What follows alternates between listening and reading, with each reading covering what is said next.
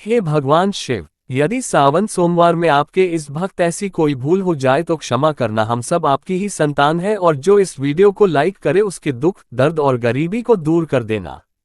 Like जरूर करें। सावन की हार्दिक शुभकामनाएं। दोस्तों, सावन सोमवार के पवित्र दिन में यहाँ पर बांधे एक जोड़ी हरी चूड़ी 24 घंटे के अंदर में देखे चमत्कार। सावन का जो महीना होता है मर्यादा एवं ये भक्ति का महीना होता है, भक्ति का माह होता है। सावन के पूरे महीने पर भगवान भोलेनाथ जी का नियंत्रण माना जाता है। कालों के भी काल कहे जाने वाले महाकाल शिव शंभू को सावन का महीना बहुत ही खूबसूरत लगता है। इस समय सूखे पड़े बंजर, सूखे पड़े बाग खिलखिला उठते हैं। चारों ओर हरियाली ही हरियाली दिखाई होती है। सावन का महीना लड्डू गोपाल श्री कृष्ण को अति प्रिय है। अपने बाल गोपाल रूप में भगवान लड्डू गोपाल वृंदावन में सावन में स्नान अवश्य करने आते हैं। श्री कृष्ण सखियों के साथ मिलकर वर्षा आदि में स्नान करते हैं और नृत्य आदि करते हैं। दोस्तों, ऐसा माना जाता है कि सावन के पूरे महीने भर भगवान भोलेनाथ जी की पूजा पाठ करने से वो शीघ्र ही प्रसन्न होते हैं। सावन का पूरा महीना भगवान भोलेनाथ का प्रिय महीना है। इसकी अनेक पौराणिक कथाएं एवं धार्मिक मान्यताएं भी हैं। दोस्तों, जन साधारण लोग किसी और महीने में संयम नियम का पालन करे या न करे, लेकिन सावन के महीने में संयम एवं नियम का पालन जरूर करते हैं। सावन में जो लोग व्रत आदि करते हैं तो उन्हें पूरे महीने भर लहसुन, प्याज तथा किसी का झूठा भोजन भी नहीं करना चाहिए, क्योंकि इस समय वृद्धधारी भगवान शिव की शरण में होता है। तो आप कोई भी ऐसा पाप न करें जिससे भगवान शिव क्रोधित हो जाए। तो आज की जो वीडियो है बहुत ही सुंदर है, ज्ञानवर्धक जानकारी है। इस वीडियो को अपने फायदे के लिए जरूर पूरा देखना है, क्योंकि अधूरा ज्ञान हमेशा अधूरा फल ही देगा और भगवान शिव का अपमान भी माना जाएगा। इसलिए सावन के शुभ अवसर पर वीडियो को अंत तक जरूर देखें और कमेंट में अपनी राशि जरूर डाल दीजिएगा। यदि हमारे पास कोई उपाय होगा तो वह आकर हम आपके कमेंट के रिप्लाई में जरूर बताएंगे। सावन के महीने की विशेष महत्व कुछ इस प्रकार से है। दोस्तों, सावन के महीने में ही समुद्र मंथन हुआ था। सावन के महीने में ही माता लक्ष्मी उत्पन्न हुई थी और माता लक्ष्मी को धन की देवी का दर्जा सावन के महीने में ही प्राप्त हुआ था। सावन के महीने में ही भगवान भोलेनाथ भूलोक पर आ जाते हैं और भूलोक पर जिनके घर पर यथावत शिवलिंग रखा हुआ होता है तो उनके घर में भगवान आश्विन रूप में जरूर आते हैं। दोस्तों, इस माह में भगवान विष्णु योग निद्रा में चले जाते हैं तो सृष्टि का जो भार होता है वो भगवान भोलेनाथ संभालते हैं। तो आज की जो वीडियो का विषय है बहुत ही सुंदर है कि इस वृक्ष पर बांधे 2 जोड़ा हरी चूड़ी आपकी हर इच्छा शीघ्र ही पूर्ण होगी। और इस वृक्ष पर सावन में अगर हरी चूड़ी बांधते हैं तो आपकी सभी मनोकामना शीघ्र ही पूर्ण होगी और आपका आने वाला समय भी सुगमता पूर्वक से गुजरेगा और कैसी भी आपके जीवन में जो परेशानी चल रही हो वो परेशानी भी समाप्त हो जाएगी। अच्छी चूड़ी सभी समुदाय के लोग पहनते हैं। हिंदू, मुस्लिम, सिख, ईसाई सभी लोग अपने हाथों में चूड़ियां अवश्य धारण करते हैं। कोई उसे बैंगल्स बोलता है तो कोई इसे करे तो कोई इसे चूड़ी आदि बोलता है, लेकिन चूड़ी का महत्व सर्वप्रिय है।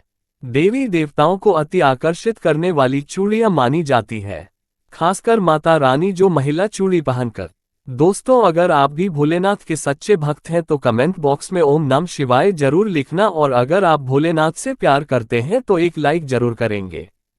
दोस्तों, भगवान भोलेनाथ जी को ये 3 वृक्ष अत्यंत प्रिय है और इस वृक्ष की पूजा करने से शिव पूजा करने का ही फल प्राप्त होता है। दोस्तों, इस वृक्ष के बारे में शास्त्रों में ये भी कहा जाता है कि मनुष्य जाति के जन्म कल्याण के लिए स्वयं भगवान भोलेनाथ एवं माता पार्वती इन वृक्षों के रूप में भूलोक पर अवतरित हुए थे, अर्थात भूलोक पर जन्म लिया था। तो आइए इस वीडियो में जानते हैं सावन में हरी चूड़ी का महत्व। दोस्तों, हरा रंग सौभाग्य एवं उल्लास का प्रतीक माना जाता है जो मन को शीघ्र ही आनंदित करता है। हरा रंग प्रकृति का वो स्वरूप है। हरा रंग प्रकृति का स्वरूप माना जाता है और माता पार्वती भी प्रकृति है एवं भोलेनाथ को पुरुष माना जाता है। दोस्तों, हरे रंग का उदाहरण कुछ इस प्रकार से है जैसे सावन में भगवान शिव जी को चढ़ाए जाने वाले बेलपत्र, धतूरा, भांग एवं दूब हरे रंग की होती है। दोस्तों, प्रकृति निर्माण करने वाले भगवान भोलेनाथ हरे रंग से अति शीघ्र ही प्रसन्न होते हैं। सावन में जो महिला हरे रंग की चूड़ी पहनती है, हरे वस्त्र धारण करती है, उन्हें अखंड सौभाग्य की प्राप्ति होती है। दोस्तों इसलिए कहा जाता है जितनी भी माताएं बहनें हैं उन्हें पूरे सावन के महीने में हरे रंग की चूड़ी जरूर पहननी चाहिए, हरे वस्त्र जरूर धारण करने चाहिए। सावन के महीने में जो माताएं बहनें भगवान भोलेनाथ की पूजा करती हैं, शिव पूजा करती है, ऐसी माता बहनों को हरे रंग के वस्त्र धारण करने चाहिए और भूलकर भी सावन के महीने में नीले और काले वस्त्र किसी भी महिला को कदापि नहीं पहनने चाहिए। ऐसा माना जाता है कि इस रंग के कपड़े पहनने से महिला के पति पर कष्ट आते हैं और उनके पति की आयु कम हो जाती है। तो दोस्तों इस वृक्ष पर किसी भी सावन सोमवार के दिन या सावन में किसी भी समय जरूर बांधे हरी चूड़ी। दुर्भाग्य आपका सौभाग्य में बदल जाएगा। कैसी भी आपके ऊपर परेशानी हो, गरीबी हो, कष्ट हो, कर्ज हो, तकलीफ हो, जीवन में जो परेशानी हो वो सारी समस्याएं समाप्त हो जाएंगी। दोस्तों केवल एक ही सोमवार के दिन अगर आप यह उपाय करते हैं, हरी चूड़ी इस वृक्ष पर बांधते हैं, तो आपके जन्म जन्मांतर की गरीबी भी मिट जाती है और शीघ्र ही आपके एक ही सोमवार के दिन ये उपाय करने से मनोकामना पूर्ण होगी। तो दोस्तों वो वृक्ष कौन सी है, आइए जानते हैं। प्रथम वृक्ष है शमी का वृक्ष। शमी के वृक्ष के बारे में ध्यान से सुनिएगा। तो शमी का वृक्ष माता पार्वती का एवं भगवान भोलेनाथ जी का मिश्रित स्वरूप कहा जाता है। इसलिए दोस्तों शमी के वृक्ष को उमा महेश्वर वृक्ष भी कहा जाता है। पूरे सावन भर शमी के वृक्ष पर माता पार्वती एवं भगवान भोलेनाथ जी का वास माना जाता है। सावन के महीने में गोधूली बेला पर प्रदोष काल के समय अर्थात दोस्तों जब न ही दिन हो और न ही रात अर्थात संध्या काल के समय, तो इस वृक्ष को संध्या काल के समय में, गोधूली बेला में या फिर प्रदोष समय में इस वृक्ष को छूने से पाप दोष कष्ट एवं परेशानी केवल सावन के महीने में छूने मात्र से समाप्त हो जाती है। दोस्तों सावन के पवित्र महीने में अगर शमी वृक्ष की जड़ पर कच्चा दूध डाला जाए तो भगवान शिव शीघ्र ही प्रसन्न होते हैं एवं माता पार्वती का ढेर सारा आशीर्वाद प्राप्त होता है।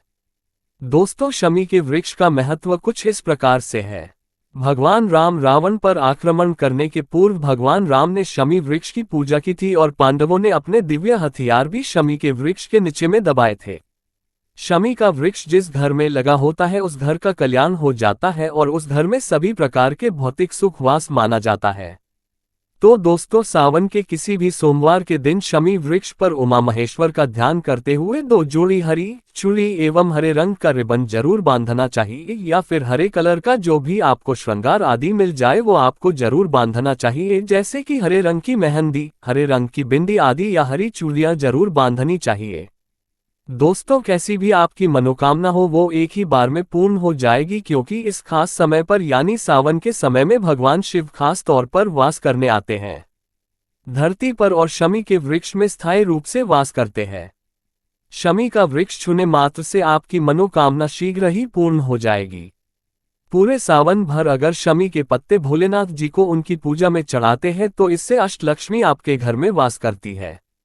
आपके घर में कैसी भी गरीबी हो, दरिद्रता हो, दुख हो, परेशानी हो, गरीबी हो, बीमारी हो, सब समाप्त हो जाती है और पूर्ण रूप से आपके घर में भौतिक सुख आकर के निवास करने लगते हैं। दोस्तों दूसरा वृक्ष है धतूरे का वृक्ष। धतूरे का वृक्ष भगवान भोलेनाथ के उग्र रूप काल भैरव के अंश से उत्पन्न हुआ है। ऐसी मान्यता है कि शिवलिंग पर धतूरे के पत्ते या पुष्प फल चढ़ाने से राहु केतु एवं शनि के को प्रभाव समाप्त होते हैं। धतूरे के वृक्ष पर सावन के किसी भी सोमवार के दिन अगर 2 जोड़ी हरी चूड़ी बांधे तो शत्रुओं से छुटकारा मिलता है एवं शत्रुओं का सर्वनाश होता है। और दोस्तों सावन सोमवार के दिन धतूरे का वृक्ष छूने मात्र से भगवान शिव आपके घर में दौड़े चले आएंगे। दोस्तों अगर सावन के किसी भी शनिवार के दिन धतूरे के वृक्ष पर बाबा काल भैरव का ध्यान करते हुए हरी चूड़ी अगर बांधी जाए तो घर से भूत प्रेत बाधाएं सब नष्ट हो जाती है, भस्म हो जाती है एवं छोटे से धतूरे की जड़ अगर घर के किसी भी कोने में छुपा दी जाए या घर में जमीन में गाड़ दी जाए तो भूत प्रेत इत्यादि का वास घर में कभी नहीं होता है। घर से सभी बाधाएं शिव के वास होने से भाग जाती है। दोस्तों जो तीसरा वृक्ष है वो है बेल का वृक्ष। अगर भगवान शिव को बेलपत्र न चढ़ाया जाए तो सावन का व्रत अधूरा माना जाता है और बिना पत्र चढ़ाए ही शिवलिंग पर जल भी व्यर्थ हो जाता है। इसलिए जब भी आप भगवान शिव पर बेलपत्र चढ़ाए तो 5 बेलपत्रों पर उसके ऊपर में श्री राम अवश्य लिखे, इससे भगवान शिव जल्दी और अत्यंत प्रसन्न हो जाते हैं। दोस्तों सावन में बेल वृक्ष छूने ऐसी कई तीर्थों का लाभ मिलता है। सावन में इस वृक्ष को क्यों छूना जरूरी है, आइए जानते हैं बेल वृक्ष की महिमा को। बेल का वृक्ष मैं आप लोगों को कई बार कई कथा में बता चुका हूं कि ये जो बेल का वृक्ष है माता पार्वती के स्वरूप कहा गया है। तो ये वृक्ष माता पार्वती के पसीने से उत्पन्न हुआ है। स्कंद पुराण में बहुत ही स्पष्ट तरीके से बताया गया है। इसके पत्ते में शिव और डाली में पार्वती, जड़ में ब्रह्मा एवं तन में विष्णु जी स्वयं रहते हैं। संध्या काल में ऐसा माना जाता है कि शिव मंदिर के समीप में जो बेल के वृक्ष है इसके नीचे में अगर कोई भी व्यक्ति सावन में शाम के समय, वैसे तो इसे डेली जलाना चाहिए, लेकिन अगर सावन के पावन दिनों में शाम के समय अगर भगवान शंकर जी का कोई भी शिव मंदिर है तो उसके किनारे में जो कोई बेल का वृक्ष हो वहां पर बिल्कुल आप एक घी का दीपक जला दीजिए। इसे बहुत ही उत्तम कहा गया है। वैसे अगर आप घी का दीपक जलाते हैं तो आपको धन, गुण एवं परम शिव भक्त की प्राप्ति होती है। दोस्तों, इस वृक्ष को छूने से पाप तत्काल नष्ट हो जाते हैं। कैसा भी आपके जीवन में पाप हो दूर हो जाता है। तो आपको करना क्या है, देखिए जो बेल का वृक्ष है इसे बहुत ही उत्तम कहा गया है। माता लक्ष्मी को भी बेल के वृक्ष का अवतार लेना पड़ा था। एक कथा के अनुसार इसके बारे में मैं एक कथा भी बता दूंगा कि क्यों माता लक्ष्मी को बेल के रूप में बेल के वृक्ष में अवतरित होना पड़ा था। मैं इसके बारे में भी एक कथा भी आपको बता दूंगा। तो आपको सावन के पवित्र दिनों में बेल के वृक्ष के नीचे हो सके तो घी का दीपक जरूर जलाएगा। घी का दीपक बहुत ही उत्तम कहा गया है। अन्य वृक्षों को जैसे आपने मक्खन चढ़ाया, बताशी का भोग लगाया, बेल के वृक्ष को माता पार्वती तथा भगवान शंकर का स्वरूप ही कहेंगे। बेल के वृक्ष की जो जड़ होती है, इसके जो मूल भाग होते हैं, इसमें समस्त तीर्थ आकर के निवास करते हैं। इसीलिए सावन के महीने में कहा जाता है जो लोग अगर तीर्थ धाम नहीं जा सकते, तीर्थों के दर्शन नहीं कर पाते, तो ऐसे व्यक्ति बेल वृक्ष के नीचे में 1 महीने तक घी का दीपक जला लेते हैं तो संपूर्ण जितने भी तीर्थ होते हैं इसके घूमने का बराबर पुण्य की प्राप्ति होती है। मैं इसलिए सारी जानकारी गुप्त रहस्य जानकारी बताता हूं जिससे आप सभी दर्शकों को कल्याण हो, दर्शकों की बिल्कुल ही आध्यात्मिक उन्नति हो। सभी को धन की जरूरत नहीं होती, किसी को पुण्य की प्राप्ति की जरूरत होती है, कोई आध्यात्मिक उन्नति करना चाहते हैं। इसीलिए इस प्रकार के छोटे छोटे गुण भरे रहस्य जानकारी वीडियो में बता देता हूं। दोस्तों, अब करना क्या है, सावन के शुभ मंगल दिनों में इस वृक्ष को छूना है। माता पार्वती से प्रार्थना लगानी है कि हे माता पार्वती, आप ही शक्ति स्वरूपा है, लक्ष्मी है, धन की देवी है, आप ही संसार को चलाने वाली देवी है। इस प्रकार से प्रार्थना करते हुए इस वृक्ष को छूना है और बोलना है, मेरी गरीबी मिटाए माता, मेरी निर्धनता को मिटाए, मेरे जीवन में चल रही परेशानियां सारी परेशानियों को दूर करें। इस प्रकार प्रार्थना करते हुए आपको एक कपूर और एक लौंग को भी जला देना है और एक काम जरूर करना है। जलाने के बाद इस वृक्ष को आपको बोलना है कि मैं भोग स्वरूप आपको धतूरे के पत्ते एवं धतूरे के फल समर्पित कर रहा हूं, आप स्वीकार करें। दोस्तों, इस वृक्ष की जड़ के नीचे में भी आपको धतूरे के फल एवं पुष्प को, पुष्प है तो पुष्प भी रख सकते हैं, फिर पत्ते रख दीजिए और अब वृक्ष आपको छूना है प्रार्थना करते हुए कि हमारी गरीबी मिटाए, हमारी निर्धनता मिटाए, बिल्कुल ही आपके जीवन में कभी गरीबी नहीं आएगी। और एक प्रार्थना जरूर करना है, किसी की हाय लग गई हो, बददुआ लग गई हो, किसी का दोष लगा हो जिसके कारण हमारी आध्यात्मिक उन्नति नहीं हो पा रही हो, तो आप जो है हाय बददुआ एवं किसी का दोष लगा हो उसे तुरंत दूर करें। शनि राहु केतु का अगर दुष्ट प्रभाव लग रहा हो, नवग्रहों में से कोई नवग्रह हमें पीड़ित कर रहा हो, या फिर किसी भी हमारे पूर्वजों द्वारा किसी भी प्रकार का हमें पितृ दोष लगा हो, क्योंकि पितृ दोष लगने के कारण व्यक्ति की आत्मिक उन्नति भी नहीं हो पाती, तो आप बोलना कि समस्त प्रकार के दोषों को आप दूर करें, अपने अंदर में खींच लीजिए और आप हमें दोष मुक्त कर दीजिए। तो इस प्रकार से आपको ये प्रार्थना करनी है और एक काम आपको जरूर करना चाहिए।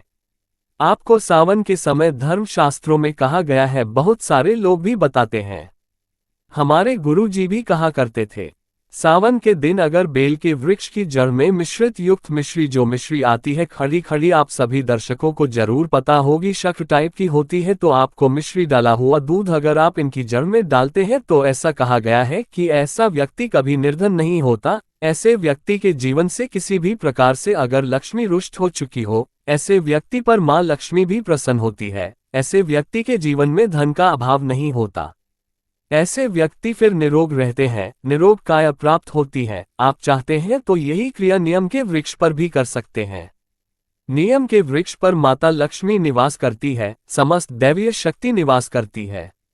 नियम के वृक्ष में अगर आप जो है सावन के शुभ मंगल दिनों में आपको एक गिलास या फिर एक लोटे सामर्थ्य के अनुसार तांबे के लोटे में आपको दूध डाल करके इनके अंदर जो है अभिषेक करना चाहिए।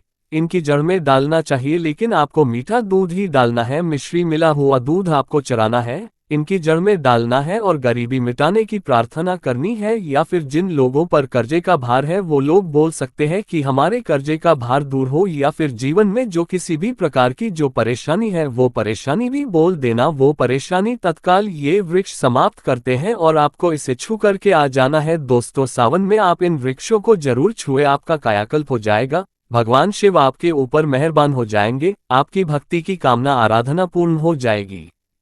तो अगर आप महादेव की कृपा प्राप्त करना चाहते हैं और उन्हें अपने घर पर बुलाना चाहते हैं तो कमेंट बॉक्स में लिखिए भगवान शिव आपका स्वागत है हमारे घर में, हर हर महादेव, ओम नमः शिवाय। एक लाइक जरूर करें।